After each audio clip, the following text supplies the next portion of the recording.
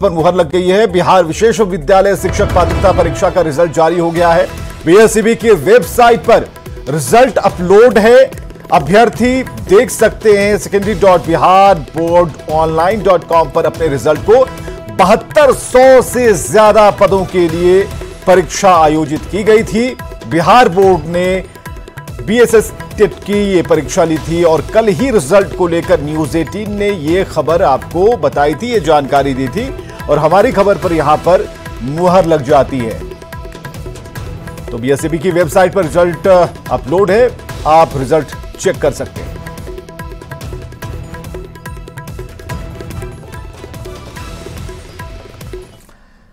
चलिए, रिजल्ट की बात हो गई, लेकिन रिजल्ट से पहले जरा पीछे हटते हैं। 2 कदम पीछे हटेंगे तो कोचिंग सेंटर आपको मिलेंगे जहां बैठकर तैयारी करते हैं। तो रिजल्ट की खबर थी। अब कोचिंग सेंटर जो आपने देखा कि दिल्ली में एक गंभीर हादसा हुआ, हम सभी की संवेदना उन परिवार वालों के साथ है, उस परिवार के साथ है। लेकिन यह हुआ कैसे? अब तर्क दिए जा रहे हैं, अब तरह तरह के तर्क आ रहे हैं।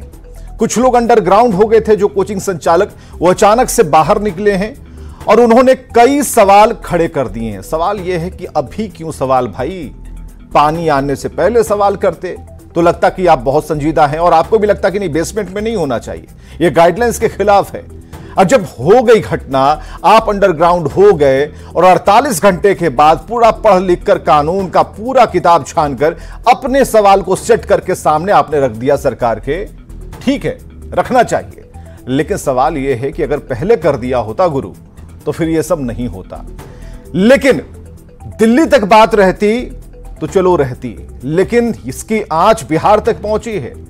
बिहार की राजधानी पटना, जहां पर एक से बढ़कर एक कोचिंग संस्थान है और ऐसा नहीं है सभी लोग तैयारी करवा रहे हैं। भाई हमें पढ़ना है, सामने वाले को पढ़ाना है, बेहतर पढ़ा रहे हैं, अच्छा पढ़ा रहे हैं। बिहार के टीचर्स अपना दम दिखा रहे हैं और उसका रिजल्ट भी आ रहा है। तो कई ऐसी तस्वीरें आज आई हैं सामने। अब देखिए, पटना डीएम के आदेश के बाद अब एक जांच टीम गठित की गई है, 6 सदस्यीय जांच टीम। कहां पढ़ाई चल रही है, कैसे पढ़ाई चल रही है, किन किन कोर्सेज की पढ़ाई चल रही है, क्या उन्होंने उनका रजिस्ट्रेशन है कि नहीं है, क्या कैपेसिटी है, कैसे सब कुछ, ये कैसे का जो सवाल है वो यहां ढूंढा जा रहा है। तो कोचिंग सेंटर कितने तैयार हैं ताकि कोई हादसा ना हो, इसके लिए हमने स्टूडियो में बुलाया है अपने खास मेहमानों को। गुरु रहमान, जिन्हें आप जानते हैं, कोचिंग संचालक हैं, कोचिंग चलाते हैं, कोचिंग कराते हैं। सुनील कुमार सिंह दूसरा नाम, ये भी कोचिंग संचालक है। नवीन कुमार सिंह भी। विपिन सिंह, संस्थापक गोल इंस्टीट्यूट के। सबका एक साथ बहुत स्वागत करना चाहेंगे। और हम मानते हैं कि गुरु जो होते हैं वो सिर्फ पढ़ने पढ़ाने तक ही सीमित नहीं होते हैं, बल्कि एक जो स्ट्रक्चरल, जैसे आप कहते हैं ना कि नींव मजबूत करते हैं, तो उन सभी नींव के बारे में भी सोचते हैं जिसके आधार पर उनका कोचिंग चलता है। उस दृष्टिकोण से भी देखते हैं। सबसे पहले विपिन सिंह जी, आपसे शुरू करते हैं। जो कैपेसिटी है उस पर सवाल है, जो सुरक्षा तंत्र है उस पर सवाल है, सवाल सुविधाओं का है और सुविधा कैसे दी जा रही है। क्या कम बजट में ज्यादा से ज्यादा पा लेने की इच्छा के चलते ये सारी चीजें होती हैं? आप इस विषय को कैसे बिहार के संदर्भ में जोड़ते हैं और बिहार के हालात पर कैसे फोकस करेंगे?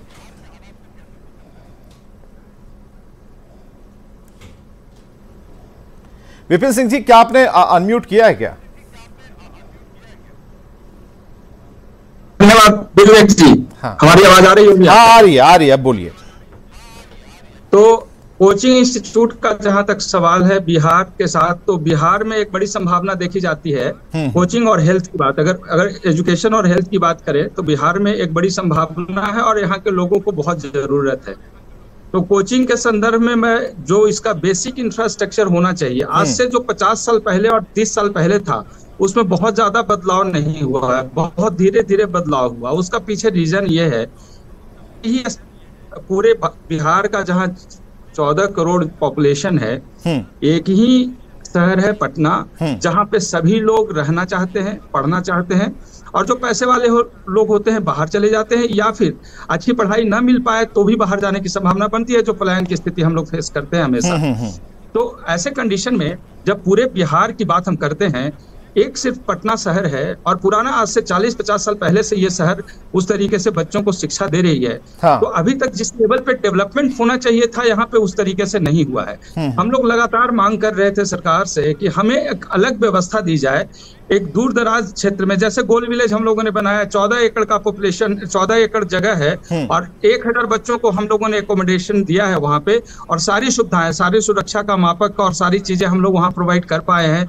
बच्चे वहां शांति से पढ़ाई कर रहे हैं, डिस्ट्रक्शन नहीं हो रहा, उसके रिजल्ट भी बहुत अच्छे आ रहे हैं। तो हम लोग लगातार यही मांग कर रहे थे। सॉल्यूशन पे हम बात करें, सरकार की तरफ से तो हम लोगों को दिशा निर्देश हमेशा दिया जाता है और इस पे हम लोग काम भी कर रहे हैं। जैसे फायर सेफ्टी की बात करें और भी बहुत सारी चीजें होती है साथ में, सुरक्षा के मापक अगर बात करें तो उस पर बहुत हद तक तो हम कर पाते हैं। लेकिन शहर के बहुत कंजेस्टेड एरिया में कोचिंग चलने के वजह से यहाँ पे वो सारी व्यवस्था नहीं दी जा सकती है। अगर फायर की बात करें तो फायर में जो मकान आज से 30 साल 40 साल पहले बना है उसमें उस तरीके का पैरामीटर्स नहीं फॉलो किए गए हैं, उस तरीके की व्यवस्था नहीं है और बच्चों को उस जगह पे रहना मजबूरी होता है जहाँ पे उनको रेंटल कम हो। तो रेंटल वही कम होता है जहाँ पे कंजेस्टेड एरिया होता है। तो एक अगर इकोसिस्टम बनाया जाए उस लेवल पे कि यहाँ से थोड़ा हट के 30 किलोमीटर 40 किलोमीटर 50 किलोमीटर दूर पे जाकर अगर 50-100 एकड़ जमीन व्यवस्था करवा दी जाए और वहाँ पे कोचिंग को अलॉट कर दिया जाए तो वहाँ की व्यवस्था से अच्छे रिजल्ट्स होंगे, कभी इस तरह की परेशानी नहीं आएगी, इसकी संभावना कम होगी। ऐसे ठीक है सर, हम जरा एक मिनट सर, गुरु रहमान है, कोचिंग संचालक हमारे साथ है। गुरु रहमान, कई बार आप डिबेट में आ चुके हैं कई विषयों पर, हम आपसे जानना चाहेंगे अभी जो विपिन जी जो कह रहे थे, एक तरह से उस बात से सहमत हुआ जा सकता है क्योंकि दिल्ली से जिन कोचिंग संचालकों को कह सकते हैं कि उन पर भी आंच आनी थी या फिर उनके भी कोचिंग संस्थान बंद हुए कुछ दिनों के लिए, अब जो उनकी तरफ से जवाब आया है उसमें एक जवाब ये भी है। हम विकास जी की बात कर रहे हैं जो कि आईएएस कोचिंग चलाते हैं, दृष्टि चलाते हैं। तो ऐसे में कई कोचिंग संचालक हैं जो ये मांग कर रहे हैं और ये मांग ये है कि आप कोई व्यवस्थित तरीके से किसी एक जगह पर हमें दीजिए और वहां पर हम कोचिंग चलाते हैं, बच्चों को पढ़ाते हैं। वही बात यहां पर रिपीट हो रही थी। गुरु रहमान, हमें जरा बताइए कितने ऐसे सेंटर हैं जो कर पाएंगे, क्योंकि सबकी अपनी कैपेबिलिटी है, सबका अपना एक बजट है, उस हिसाब से ही करना होगा कैपेसिटी के मुताबिक।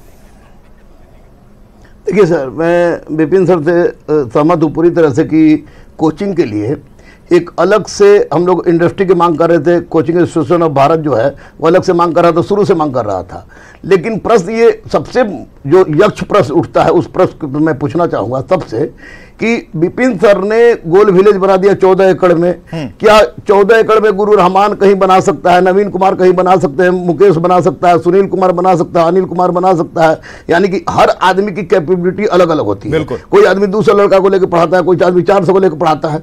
दूसरी मैं पूछना चाहता हूं कि 2010 में माननीय मुख्यमंत्री नीतीश कुमार जी ने जो पटना में अगलगी कांड हुई थी कोचिंग में, उस कोचिंग के उस अगलगी के बाद जो 2010 में जो अधिनियम बना कोचिंग से संबंधित, क्या उस अधिनियम का पालन पटना जिला क्या पूरे बिहार में स्थित किसी कोचिंग संस्थान के द्वारा किया जा रहा है? अगर यस, तब तो इस तरह की घटना को हम लोग कोई तुल नहीं देंगे। लेकिन अगर नहीं किया जा रहा है तो निश्चित रूप से कहीं ना कहीं से खोट है, क्योंकि यहां पर परिस्थिति बिल्कुल पलट गई है सर। पलट गई है कि कम एरिया की बात नहीं है, ये केन प्रकार वात पीत कफ साम दाम दंड भेद लगाकर हर शिक्षक की अब यही मंशा रह गई कि किसी तरह से हम ज्यादा से ज्यादा भीड़ इकट्ठा करें, क्योंकि ज्यादा भीड़ इकट्ठा करना स्टेटस सिंबल हो गया है।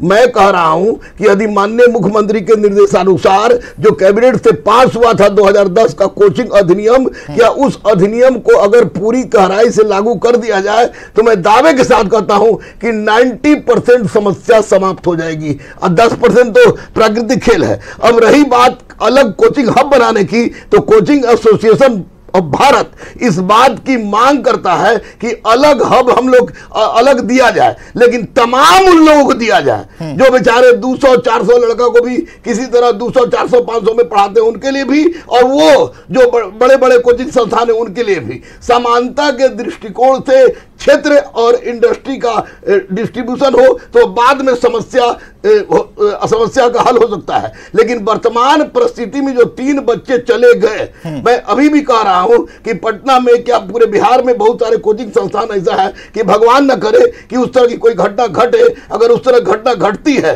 तो 300-3,000 से ज्यादा व्यक्ति की बच्चों की जान जा सकती है। तो हम लोग थोड़ा सा प्रयास करें, सरकार प्रयास करे, हम लोग प्रयास करें, हम लोग अपनी तमाम सुविधाओं को मुहैया कराएं। कोचिंग वाले बेचारे जो भी हैं वो गरीब भी हैं, अमीर भी हैं, तो गरीब अमीर सबके लिए सरकार व्यवस्था कर दे। और हम लोग का कोचिंग अधिनियम जो 2010 है, पूरे भारत में बिहार पहला स्टेट जहां कोचिंग एक्ट पारित हुआ, उसको लागू किया जाए। बिल्कुल ये लागू किया जाए। ईमानदारी उसी तरीके का है जैसे कि गांव में पुलिया नहीं थी और सड़क नहीं थी, और कई खबरें ऐसी आती हैं कि गांव वालों ने खुद श्रमदान करके चंदा इकट्ठा करके एक चचरी पुल बना लिया। तो कोचिंग वाले, कोचिंग संस्थान वाले भी मिलकर के कुछ कर सकते हैं। ठीक है, सरकार तक जहां तक बात है तो सरकार तक एक मिनट सरकार तक ही बात पहुंचाने के लिए हम लोग बैठे हैं। लेकिन सवाल यह है कि गुरु क्या गुरु रह पाए, कोचिंग संचालक क्या कोचिंग संचालक रह पाए, उनके साथ माफिया जैसा नाम क्यों जुड़ जाता है?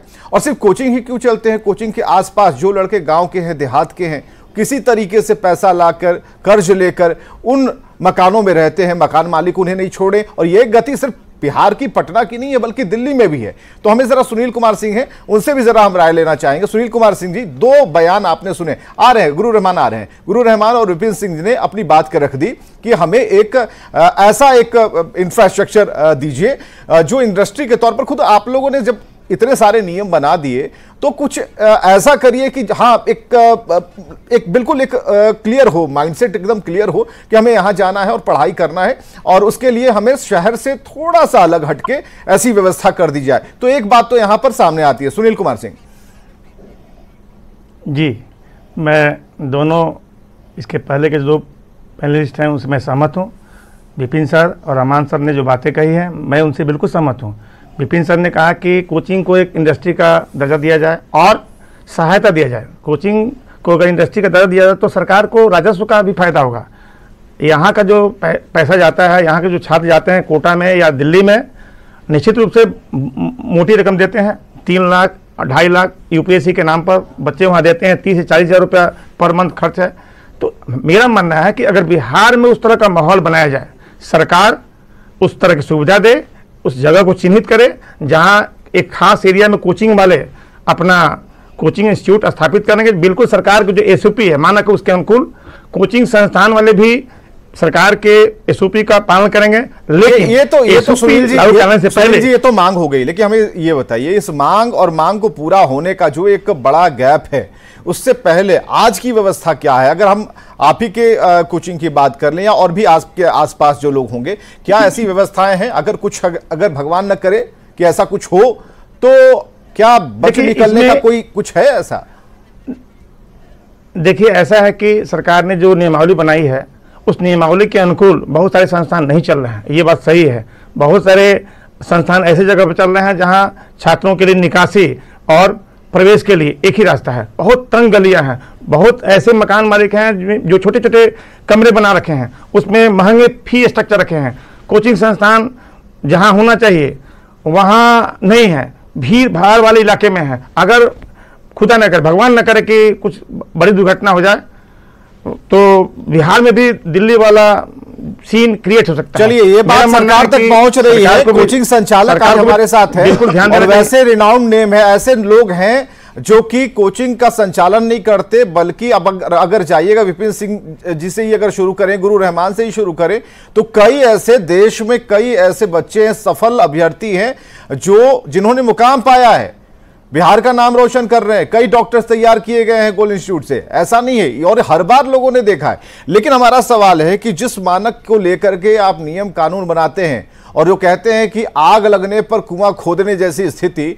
तो आज जांच कराई जा रही है, आज चौकन्ने लग रहे हैं, लेकिन कल का कुछ पता नहीं है, कल ले दे के सब कुछ बराबर हो जाएगा। नवीन कुमार सिंह जी भी हैं, उनकी भी बात जरा सुनते हैं। नवीन जी, आप इस पूरे मसले को कैसे देख पा रहे हैं? और जैसा कि सुनील कुमार सिंह ने इस बात को तो माना, कम से कम इतनी हिम्मत भी होनी चाहिए कि भाई नहीं चल रहे हैं। अगर 100 है तो 100 में से 20 चल रहे होंगे, 80 नहीं चल रहे हैं, इन नियमों का पालन नहीं हो रहा है, और सभी लोग हाथ जोड़कर यही कह रहे हैं कि भगवान न करे कोई घटना हो, अगर हो गया तो दिल्ली से भी बड़ा हो जाएगा। सर, सबसे पहले तो दिल्ली में जो ये घटना हुई है उन तीनों छात्रों के लिए संवेदना व्यक्त करते हैं। बहुत ही दुखद घटना है और सवाल रहा पटना के सिचुएशन पे या बिहार के सिचुएशन पर। इसमें गौर करने वाली बात ये होगी कि पटना में जितने भी कोचिंग संस्थान है, शहर के सबसे पुराने एरिया है वो, और उसमें बहुत ज़्यादा बदलाव भी तत्काल संभव नहीं है। और वहाँ के इंफ्रास्ट्रक्चर सब काफ़ी पुराने हो चुके हैं। और कई बार जब भी इस तरह की कोई घटनाएं घटती है तो इसी तरह से जांच बैठती है, जांच किया जाता है और कुछ दिनों के बाद मामला ठंडा भी हो जाता है। और तत्काल अभी देखेंगे तो हमको लगता है कि 20% 30% क्वेश्चन कोचिंग रजिस्टर्ड होंगे जो कि मानक को लगभग फॉलो कर रहे होंगे, लेकिन 60-70% कोचिंग के साथ दिक्कत है। और दिक्कत का कारण ये भी है कि चूंकि सभी छोटे बड़े हर तरह के कोचिंग संस्थान है और लगातार कोचिंग खुलती भी है, रोज रोज बंद भी होती है, ये भी एक बड़ा परेशानी का कारण है। हाल के दिनों में बहुत बदलाव भी इस लाइन में हुआ है, लेकिन हम लोग एसोसिएशन के माध्यम से सरकार से हमेशा से एक मांग करते रहे कि जिस तरह से राजस्थान में स्पेशल व्यवस्था जयपुर में अभी दी गई है, कोटा में जिस तरह का प्रावधान किया गया है कि शहर से बाहर एक कोचिंग विलेज के रूप में हम लोगों को एक जगह दी जाए, वहाँ छोटे बड़े जो भी कोचिंग संस्थान है उनकी जरूरत के हिसाब से सारा अलॉटमेंट हो और स्टूडेंट के रहने की और हर तरह की व्यवस्थाएं भी उस तरह से दी जाए, मेरे ख्याल से परेशानियां कम होंगी। लेकिन मांग लगातार हो रही है, लेकिन इस मामले में कुछ भी जो पॉजिटिव वे होना चाहिए नहीं निकल करके सामने आ रहा है, जिस कारण से ये परेशानी लगातार बनी हुई है। और इसके अलावा भी देखा गया कि कुछ ऐसे बड़े संस्थान हैं कि जहां पर आवश्यकता से अधिक छात्र पढ़ते हैं और लगातार जांच भी उस तरह की बैठती है। और रजिस्ट्रेशन एक्ट जिस तरीके से 2010 में लाया गया है, अगर सही में उनके अनुरूप हर कोचिंग उसको फॉलो करे तो इस तरह की परिस्थितियां नहीं बन पाएंगी। लेकिन मजबूरी वही हो जाती है कि जगह सीमित है और संस्थान अधिक है, बच्चे भी एक ही जगह गैदर हो रहे हैं, जिसके कारण से ये परेशानी लगातार बनी हुई है। ठीक है, विपिन सिंह जी के पास एक बार चलते हैं। विपिन सिंह जी जरा बताइए, ये तो तस्वीरें भी बयां कर रही हैं क्योंकि हर संस्थान की तरफ 2 दिन के अंदर घूम जाना, क्योंकि अब तो हमने कहा ना कि आग लग गई और कुआं खोद रहे हैं, तो अब तो हमारा भी कैमरा घूम रहा है, पता लगा रहे हैं कि कहाँ क्या है। और जो 6 सदस्यीय कमेटी बनाई गई है वो 2 दिन के अंदर रिपोर्ट दे देगी। देखिए कितना जल्दी रिपोर्ट आएगा, 2 दिन के अंदर सारा रिपोर्ट सामने आ जाएगा। फिर करेंगे क्या एक्शन लेंगे, क्योंकि आपकी बात तो इतनी है कि भाई हमें एक जगह दिया जाए और जो इंडस्ट्री है उसको एक इंडस्ट्री की शक्ल दे करके आप हमें व्यवस्थित कर दें, ताकि उन व्यवस्थाओं में जो छात्र हैं वो भी व्यवस्थित होकर पढ़ पाए और वहां सारी चीजें व्यवस्था हो कि अगर आग लग गई तो बुझाने का साधन हो, वहां पर डिस्पेंसरी भी हो, वहां डॉक्टर भी हो, सारी व्यवस्था, इतना पैक माहौल हो कि हाँ आपको जहां पढ़ना है वहां पढ़िए, पूरी आजादी है, एक अच्छा हो सकता है। लेकिन विपिन सिंह जी, आप कोई आज इस कहते हैं ना पढ़ने पढ़ाने वाले लाइन में कोई आज नए नहीं है, आपके बाल सफेद हो गए, काले जब थे तब से मैं आपको देख रहा हूं, लेकिन तब से लेकर अब तक में मुझे एक चीज बता दीजिए कि मांगे तो स्क्रीन पर बैठकर बहुत होती हैं, यही सवाल हम सबसे पूछने वाले हैं, ये पूरी हो जाएंगी? आपको भरोसा है? हम भरोसे की बात कर रहे हैं, शिक्षा मंत्री से भरोसे की बात कर रहे हैं, सरकार से। वर्तमान सरकार जब 2005 में आई थी, हम लोगों का एक मीटिंग हुआ था, एक डेलीगेट्स आए थे, हम लोगों को बुलाया गया था, सारे कोचिंग वालों से ये पूछा गया था कि कोचिंग किस तरीके से होना चाहिए यहाँ पे पढ़ाई, चूंकि पलायन की स्थिति थी और रिप्लायन कैसे हो, मतलब रीमाइग्रेट कैसे हो बच्चे, उस समय से चर्चा चल रही है। लगातार जब भी ऐसी घटनाएं होती है तो कुछ एक्शन लिए जाते हैं, कुछ दिन के लिए कुछ कोचिंग को बंद करा दिया जाता है और फिर वापस वही स्थिति बहाल हो जाता है। एक रहमान सर भी बता रहे थे, नवीन जी भी बता रहे थे, सबकी बात से हम सहमत हैं। और वही बात मैं मिलाकर कहना चाहूंगा कि जैसे कोचिंग ये 30 साल 40 साल पहले की व्यवस्था है, जहां से शुरू हुई थी उसी एरिया में फला फूला, और उसका एक सबसे बड़ा वजह था कि पूरे बिहार के बच्चे, ये दूसरे स्टेट के भी बच्चे आए, कम रेंट में उनको कोई मकान मिल गया, एक साथ उस मकान में रहे, कंजेस्टेड एरिया में रहते हैं, कम पैसा लगता है और बगल में ही कोचिंग वालों को भी अपनी व्यवस्था देनी होती है क्योंकि वहां से उनका ट्रांसपोर्टेशन नहीं हो सकता है। तो ये जो मूलभूत कारण है वो यही है कि कंजेस्टेड एरिया में है, और कंजेस्टेड एरिया में वो सारे मानकों का पूरा नहीं किया जा रहा है, बिल्डिंग पूरा नहीं है, सारी बातें आ गई। अब यहाँ सरकार को बहुत जल्द सोचना चाहिए। 2 दिन में जो रिपोर्ट आएगा, हमें लगता है कि वो रिपोर्ट पता नहीं कितना पारदर्शी और कितना सही होगा, बट लगी हुई है, टीम तो लगी हुई है और सब जगह जा भी रही है। हम इसका सराहना भी करते हैं कि इस तरीके का जांच बीच बीच में हमेशा होना चाहिए। लेकिन रहमान जी जो बता रहे थे कि बहुत बहुत कम फिनेंशियल स्ट्रक्चर के साथ भी शुरू किया हुआ कुछ कोचिंग वाले लोग हैं जिनके पास इतना फिनेंशियल सपोर्ट नहीं है। हाँ। वो लोग भी अच्छा पढ़ा रहे हैं, वो टीचर का भी बढ़िया एफर्ट्स है। हाँ। वो कहीं ना कहीं से इसमें सफर होंगे क्योंकि वो बड़े इंफ्रास्ट्रक्चर में बिल्कुल। ये एक गुरु रहमान ने तरीके की बात कही थी। गुरु रहमान, आपसे एक मिनट का समय मुझे बिल्कुल देना होगा ताकि आप अपनी बात को एक्सप्लेन कर पाए। आपने कहा ना कि हर लेवल के विद्यार्थी, हर लेवल का टीचर, हर लेवल के कोचिंग सब कुछ है, लेकिन जिनका बजट कम है वो कहां जाएंगे? उन्हें पढ़ाना भी है और बच्चों को टॉप भी कराना है। देखिए सर, मैं तो स्पष्ट रूप से बोल रहा हूं कि मैं कैब का सदस्य भी हूं और कैब की बात को सरकार के सामने हम लोग रखे हैं। विपिन भाई हो, नवीन भाई हो, एसके सिंह हो, सुनील सिंह हो, जो भी हो, मैं और 94 से मैं पढ़ा रहा हूं। 94 से विपिन भाई भी पढ़ा रहे हैं, उस सब से हम लोग पढ़ा रहे हैं। नवीन भाई भी उसी समय से है। मैं बता दूं आपको स्पष्ट रूप से कि यहाँ पर जिस तरह समाज का स्ट्रैटिफिकेशन होता है कि एक बहुत अंबानी साहब हैं तो दूसरा सिम बेचने वाला है उसी मोबाइल उसी कंपनी का, तो अब यहां पर बताइए कि एक कोचिंग है कि आपको उसको 1 करोड़ रुपए 1 मिनट में खर्चा करने में कोई दिक्कत नहीं होगा, और दूसरा कोचिंग वाला ऐसा है कि उसको 1 लाख रुपया खर्चा करने में 5 बार सोचेगा।